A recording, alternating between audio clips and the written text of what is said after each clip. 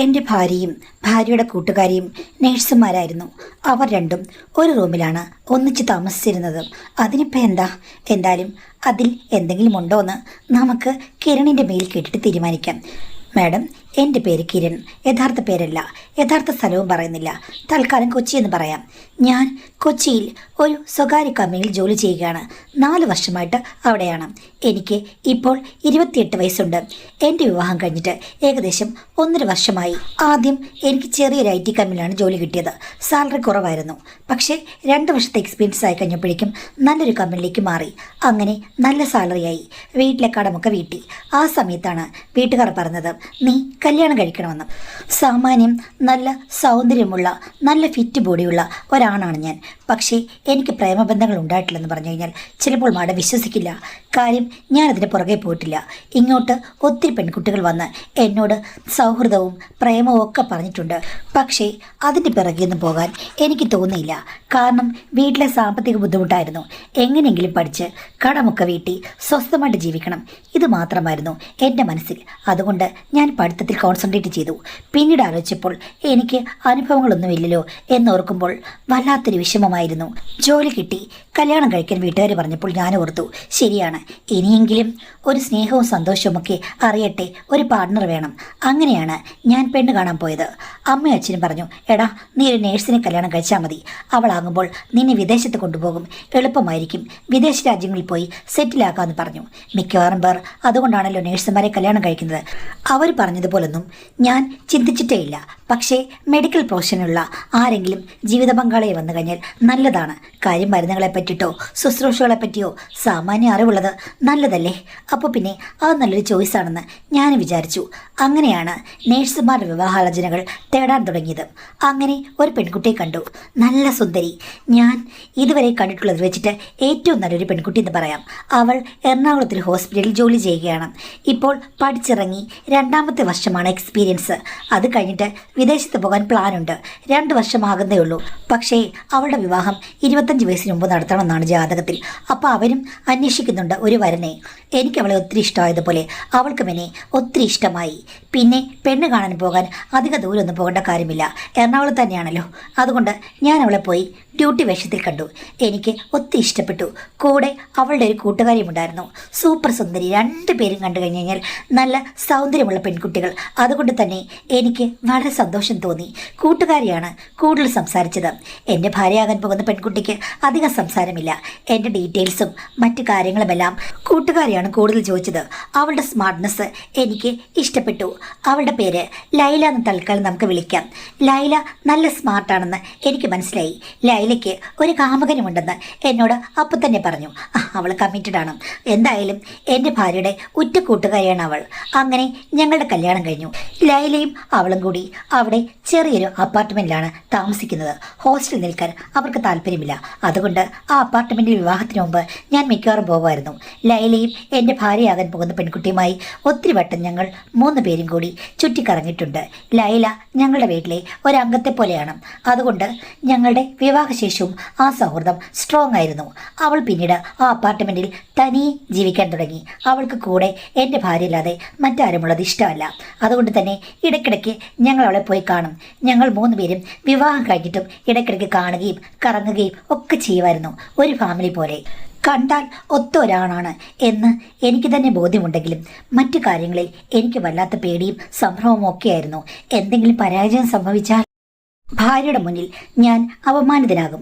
അവൾക്കാണെങ്കിൽ medical കാര്യങ്ങളൊക്കെ അറിയുകയും ചെയ്യാം. അവൾ എന്നെ സംശയിക്കും എന്നൊക്കെ എനിക്ക് പേടിയുണ്ടായിരുന്നു. പക്ഷേ എനിക്കാദ്യം പരാജയം തന്നെയാണ് സംഭവിച്ചത്, 2-3 ദിവസം. പക്ഷേ എൻ്റെ ഭാര്യ അത് കാര്യമായി എടുത്തില്ല. ഞാൻ ചോദിച്ചു, നിനക്കെന്തെങ്കിലും പ്രശ്നം എന്നിൽ തോന്നുന്നുണ്ടോയെന്ന്.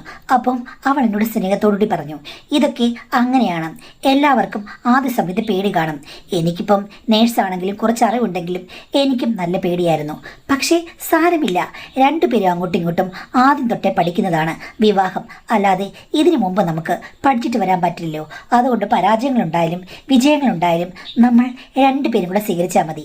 ഇനിയിപ്പം നിങ്ങൾക്ക് എന്തെങ്കിലും ഇഷ്യൂസ് ആണെന്ന് പറഞ്ഞാലും എനിക്ക് പ്രശ്നമൊന്നുമില്ല.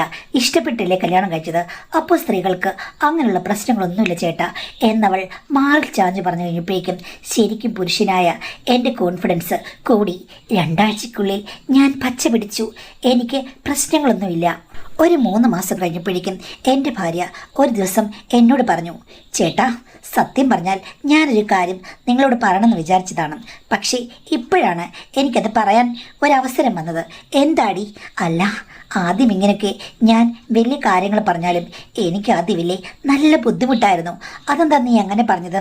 അപ്പോൾ അവൾ എന്നെ തൊട്ടുകൊണ്ട് പറഞ്ഞു, നിങ്ങൾക്ക് ഒന്നും അറിയില്ലായിരിക്കാം, മുൻ അനുഭവങ്ങൾ ഇല്ലായിരിക്കാം, പക്ഷേ ഇതിത്തിരി കടുപ്പത്തിലാണെന്ന് പറഞ്ഞു. ഞാൻ ചോദിച്ചു എന്താ കടുപ്പം? അപ്പോൾ അവൾ എന്നോട് പറഞ്ഞു, ഇത് തന്നെ കടുപ്പം. അതെ ചേട്ടാ, ആനയ്ക്ക് ആനയുടെ വലിപ്പം അറിയില്ല. അത് വിചാരിക്കും അത് മനുഷ്യർ നിയന്ത്രിക്കുന്ന ഒരു ചെറിയ ജീവിയാണെന്നും. അതേപോലെയാണ് ചേട്ടൻ്റെ വലിപ്പം ചേട്ടന് അറിയില്ലെന്ന് പറഞ്ഞു. ഓ, നീ വെറുതെ കളിയാക്കാതെ. കളിയാക്കല്ല, കറക്റ്റ്. കാര്യം വെച്ച് കഴിഞ്ഞാൽ ഒരു സ്ത്രീ പ്രതീക്ഷിക്കുന്നതിനേക്കാളിലും ഒരു പടി മുകളിൽ നിൽക്കുമെന്ന് പറഞ്ഞു. എനിക്കത് കേട്ടുകഴിഞ്ഞപ്പോഴേക്കും ചമ്മൽ തോന്നി, പക്ഷെ സന്തോഷവും തോന്നി. ഭാര്യയുടെ ആ അഭിനന്ദനം എനിക്ക് വളരെ വിലപ്പെട്ടതായിരുന്നു. ശരിക്കും അപ്പോഴാണ് എനിക്കൊരു സർട്ടിഫിക്കറ്റ് കിട്ടിയതുപോലെ തോന്നിയത്. അപ്പോൾ ഞാൻ ചോദിച്ചു, നീ ഉള്ളതാണോ പറഞ്ഞത്? പിന്നെ കള്ളമാണോ പറഞ്ഞത്? അതുകൊണ്ടല്ലേ, ഇതെല്ലാം ഉള്ളതായതുകൊണ്ടല്ലേ എപ്പോഴും എനിക്ക് ആവശ്യം എന്ന് പറഞ്ഞു. ശരിയാണ്, അവൾക്ക് ഈയിടെയായിട്ട് സ്നേഹം ഇത്തിരി കൂടിയിട്ടുണ്ട്. സമയം അവൾ കൂടുതലെടുക്കും. എന്നോടുള്ള സന്തോഷം അവൾ കൂടുതൽ പ്രകടിപ്പിക്കും. അപ്പോൾ ഞാനും ഓർത്തു, എൻ്റെ ഭാര്യ എത്ര പെട്ടെന്നാണ് മെച്ചപ്പെട്ടത്. അത്രയും പൊരുത്തമുള്ളൊരു പങ്കാളിയെ കിട്ടുകയെന്ന് പറഞ്ഞു കഴിഞ്ഞാൽ വളരെ സന്തോഷവും സമാധാനവുമാണ്. അപ്പോൾ അവൾ എന്നോട് പറഞ്ഞു, പിന്നെ ഞാൻ ഈ കാര്യങ്ങളൊക്കെ ലൈലയോട് പറഞ്ഞു. അവൾ പൊട്ടി ചിരിക്കുകയായിരുന്നെന്നും നീ എന്തിനാണ് നമ്മുടെ പേഴ്സണൽ കാര്യങ്ങളൊക്കെ അവളോട് പറഞ്ഞത്? അത് പിന്നെ അവളുടെ കാമുകൻ്റെ കാര്യം, അവർ തമ്മിൽ കറങ്ങാൻ പോകുന്ന കാര്യമൊക്കെ ആദ്യം മുതലേ അവൾ എന്നോട് പറയുന്നതാണേ. അപ്പം നിങ്ങളുടെ കാര്യം വന്നു കഴിഞ്ഞപ്പോഴേക്കും എങ്ങനെയുണ്ട് മോളെ നിൻ്റെ ചേട്ടൻ എന്ന് ചോദിക്കുമ്പോൾ ഞാനെങ്ങനെ ചേട്ടാ വിശദമായ കാര്യങ്ങൾ പറയാതിരിക്കുന്നതും? എന്നാലും ഇത്രയും ഡീറ്റെയിൽസ് നീ കൊടുക്കണ്ടായിരുന്നു. പക്ഷെ ചേട്ടാ അവൾ കണ്ടുപിടിച്ചു. ചേട്ടനെ കണ്ടപ്പോഴേ അവൾ പറഞ്ഞു, മോളെ പിടിപ്പതുണ്ട്, നീ പ്രതീക്ഷിതരും അധികമായിരിക്കും, നീ കരഞ്ഞു മെഴുകുമെന്ന് അവൾ പറഞ്ഞു. അവൾ അങ്ങനെ പറഞ്ഞു ചേട്ടാ. എന്നിട്ട് നീ കരഞ്ഞൊന്നും ഞാൻ കണ്ടില്ലല്ലോ. അത് പിന്നെ എന്തായാലും ഞാൻ ധൈര്യമുള്ളവളല്ലേ, അതുകൊണ്ട് ഞാൻ പിന്നെ ഒന്നും പുറത്ത് പ്രകടിപ്പിച്ചില്ല. അതുമാത്രമല്ല, നിങ്ങളെ ഞാൻ ഇതിലാണ് പേടിപ്പിക്കുന്നത്. ഒന്നാമത് നിങ്ങൾ അന്നേരത്തേക്കും ഇത്തിരി ഡൗൺ ആയി നിൽക്കുകയായിരുന്നു. നിങ്ങളെ ഞാൻ ഒന്ന് ശരിയാക്കി കൊണ്ടുവന്നില്ലല്ലേ ഉള്ളൂ. എൻ്റെ ദാമ്പത്യ ജീവിതം ശരിയാകും. നിങ്ങളുടെ ഭയം മാറ്റിയെടുക്കുക എന്നുള്ളതായിരുന്നു എൻ്റെ ധർമ്മം. അതുകൊണ്ട് എൻ്റെ കരച്ചിൽ ഞാൻ അങ്ങ് അടക്കി വെച്ചു. എൻ്റെ കരച്ചിൽ നിങ്ങൾ കാണാതെ പോയി. എൻ്റെ കണ്ണുനീര് നിങ്ങൾ കണ്ടില്ല. അപ്പം ഞാൻ പറഞ്ഞു, കണ്ണുനീര് ഞാൻ കണ്ടില്ല, ബാക്കിയുള്ള എല്ലാ നീരും ഞാൻ കണ്ടു എന്ന് പറഞ്ഞപ്പോൾ വൈഫ് എന്നെ കളിയാക്കി. നിങ്ങൾക്ക് എപ്പോഴും തമാശയാണ്. കാര്യമായ കാര്യം പറഞ്ഞുകൊണ്ടിരുന്നു കഴിഞ്ഞപ്പോഴേക്കും എന്നെ നിങ്ങൾ കളിയാക്കാണ്. വൈഫിന് വിദേശത്ത് പോകാൻ നല്ല താല്പര്യമുണ്ട്. പക്ഷേ എന്നാലും കുട്ടികളുണ്ടാകുന്നത് ഒത്തിരി നേരത്തേക്കൊന്നും മാറ്റിവെക്കാൻ അവൾക്ക് പറ്റില്ല. അവൾ പറഞ്ഞു, ഒരു കുട്ടി വേണം ചേട്ടാ, അത് ഉണ്ടാകട്ടെ. ആ സമയത്ത് ഒരു 2 വയസ്സൊക്കെ ആകുമ്പോഴേക്കും പഠിക്കാനൊക്കെ പോയിട്ട് ഞാൻ എൻ്റെ ഇടയ്ക്ക് ഓൺലൈനൊക്കെ പഠിച്ചിട്ട് എങ്ങനെയെങ്കിലും നമുക്ക് കുട്ടിയെ കൊണ്ട് വിദേശത്ത് പോകാം എന്നാണ് അവൾ പറയുന്നത്. അവൾക്ക് കോൺഫിഡൻസ് ഉണ്ടെങ്കിൽ പിന്നെ എനിക്കെന്താ പ്രശ്നം? അതുകൊണ്ട് തന്നെ അവൾ പെട്ടെന്ന് തന്നെ വിശേഷമായി കഴിഞ്ഞപ്പോഴേക്കും അവൾക്ക് എല്ലാം അറിയാമെങ്കിലുമില്ലേ, പ്രകൃതി അവളെ കനിഞ്ഞില്ല. ഭയങ്കര ഛർദിലും ക്ഷീണവും ഒക്കെയായി. എന്തായാലും ഡ്യൂട്ടിക്കൊന്നും പോകാൻ പറ്റാത്ത അവസ്ഥയായി. അങ്ങനെ പുള്ളിക്കാരി വീട്ടിലേക്ക് പോയി. അവിടെ അവളുടെ അമ്മയുണ്ട്, നന്നായി നോക്കിക്കോളും. അമ്മയും പണ്ടത്തൊരു നേഴ്സായിരുന്നു, അത് പിന്നെ തുണയായി. അങ്ങനെ വൈഫ് ജോലിയൊക്കെ വിട്ടിട്ട് വീട്ടിൽ റെസ്റ്റായി. എനിക്കപ്പോൾ പിന്നെ ജോലിക്ക് വരാതിരിക്കാൻ പറ്റില്ലല്ലോ. അങ്ങനെ ഞാൻ ജോലിക്ക് വരും. അപ്പോഴാണ് ലൈല എന്നെ വിളിച്ചത്. എന്തായാലും അവൾ പോയില്ലേ? എൻ്റെ കാമുകില്ലാത്ത സമയത്തൊക്കെ എന്നെ എവിടെയെങ്കിലും ഒന്ന് കൊണ്ടുപോകാൻ ചേട്ടൻ മാത്രമേ ഉള്ളൂ, വരില്ലെന്ന് ചോദിച്ചു. ഞാൻ പറഞ്ഞു, നീ എന്താ അങ്ങനെ പറഞ്ഞത്? എൻ്റെ ഭാര്യ വീട്ടിൽ പോയെന്ന് വെച്ചിട്ട് ഞാൻ നിന്നെ ഉപേക്ഷിക്കാൻ പോയാണോ? നീ എൻ്റെ ഫാമിലി മെമ്പർ അല്ലേ എന്ന് പറഞ്ഞു. അങ്ങനെ ഞങ്ങൾ രണ്ടുപേരും കൂടി ഇടയ്ക്ക് ഒന്ന് കറങ്ങാനിറങ്ങും, ഭക്ഷണമൊക്കെ കഴിക്കാൻ പോകും. അവളുടെ ബോയ് ഫ്രണ്ട് ഒരു എയർലൈൻസിൽ വർക്ക് ചെയ്യുന്ന ആളാണ്. അവനെ കണ്ടു കഴിഞ്ഞാൽ ആരും നോക്കിപ്പോകും. അവളുടെ ഭാഗ്യമാണ് അത്രയും സൗന്ദര്യമുള്ള ഒരു പുരുഷനെ കിട്ടുകയെന്ന് ഞാൻ ഒരു ദിവസം പറഞ്ഞപ്പോൾ അവൾ പറഞ്ഞു, കറക്റ്റാണ്, എന്തൊരു സൗന്ദര്യമാണ് അല്ലേ? ആ പക്ഷേ ഭർത്താവാകുമോ എന്നൊന്നും എനിക്കറിയില്ലെന്ന്. അപ്പോൾ ഞാൻ ചോദിച്ചാൽ അതെന്താ അങ്ങനെ? എനിക്കറിയില്ല ഈ കല്യാണം നടക്കുമെന്ന്. പക്ഷേ ജീവിതം മാക്സിമം എൻജോയ് ചെയ്യണം. അതുകൊണ്ട് ഞങ്ങൾ തരം കിട്ടുമ്പോഴൊക്കെ കറങ്ങാൻ പോകും. അവനും ബിസിയാണ്, ഞാനും ബിസിയാണ്. എങ്കിലും ഞങ്ങൾ ഒന്നിച്ച് ഒത്തിരി കാലം ചെലവഴിക്കാൻ ആഗ്രഹിക്കുന്നെന്ന് പറഞ്ഞു. പിന്നീട് ഞാൻ അവളുടെ പേഴ്സണൽ കാര്യങ്ങളൊന്നും ചോദിക്കാൻ പോയില്ല. എൻ്റെ ഭാര്യയ്ക്ക് 8ാമത്തെ മാസമായി കഴിഞ്ഞപ്പോഴേക്കുമാണ് എന്നോട് ഒരു ദിവസം ലൈല വിളിച്ച് പറയുന്നത്, ചേട്ടൻ ഇങ്ങോട്ട് വന്നേ, എനിക്ക് ചേട്ടനെ കണ്ടേ പറ്റൂന്ന്. അപ്പോഴേക്കും എൻ്റെ ഭാര്യനെ വിളിച്ചു, ചേട്ടാ ലൈലയ്ക്ക് ഒരു പ്രശ്നമുണ്ട്, എന്താണെന്ന് ചോദിച്ചു കഴിഞ്ഞപ്പോഴേക്കും എന്നോട് പറഞ്ഞു, അവളുടെ കാമുകനില്ലേ, അവളുടെ കാമുകൻ വേറൊരു പെണ്ണിൻ്റെ കൂടെ എങ്ങോ പോകുന്നതോ വരുന്നതോ ഒക്കെ ഇവൾ കണ്ടുപിടിച്ചു, ചീറ്റ് ചെയ്തു. മിക്കവാറും അവൻ ആ പെണ്ണിനെ കല്യാണം കഴിക്കും, ഇവളെ ഉപേക്ഷിക്കുന്ന തോന്നുന്നത്. അത് എനിക്ക് തോന്നുന്നത് ഇപ്പോൾ അവർ തമ്മിൽ എന്തോ വാഗ്വാദമുണ്ടായി, അവൻ ഇവളെ ഉപേക്ഷിച്ചെന്നാണ് തോന്നുന്നത്.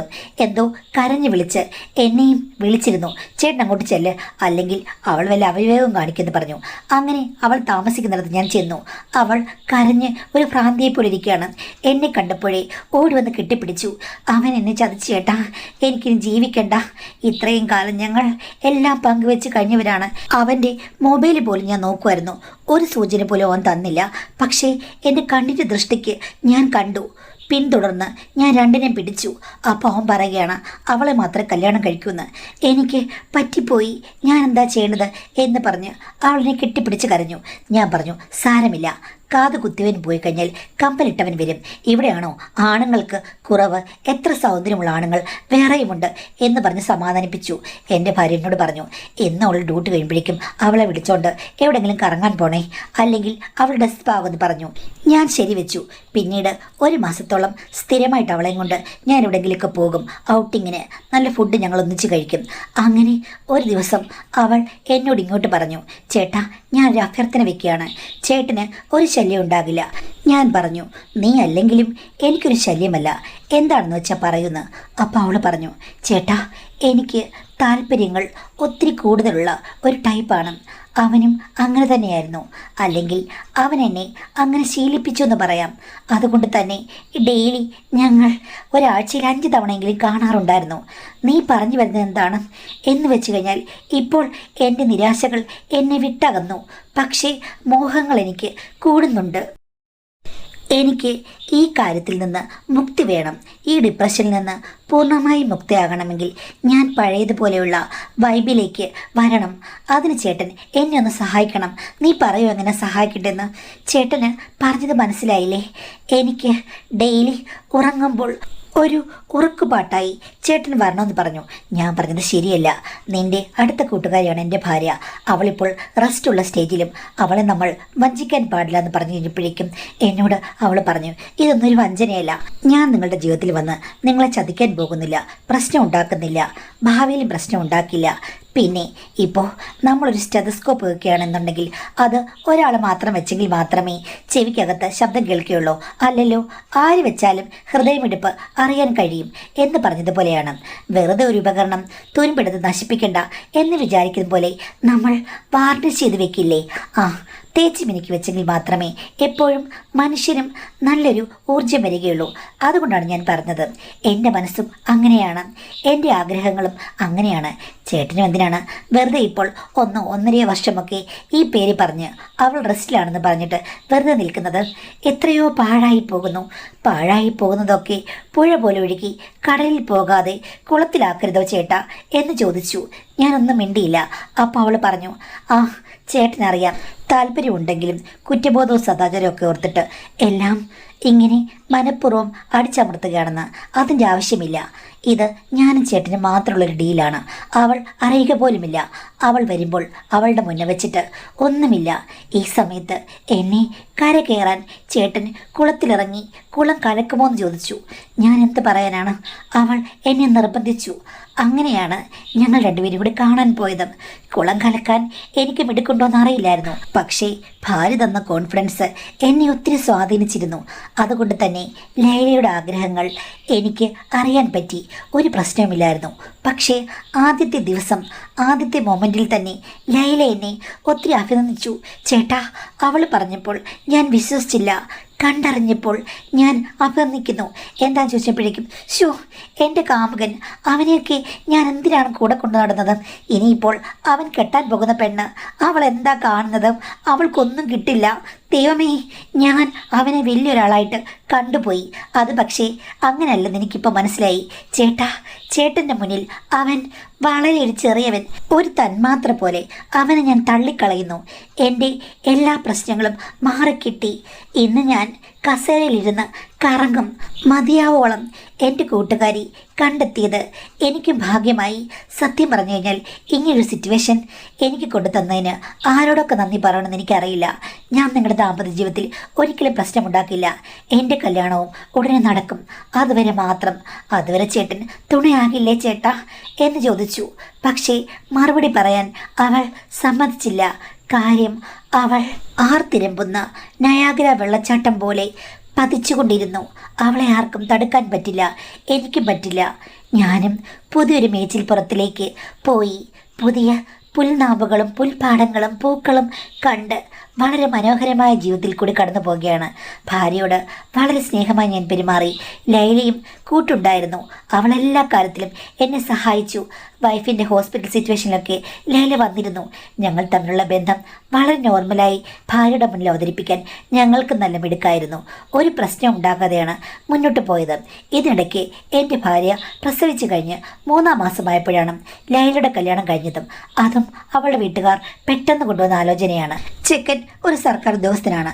സുമുഖൻ, വലിയ സൗന്ദര്യമൊന്നുമില്ലെങ്കിലും നല്ലൊരു മനുഷ്യനാണ്.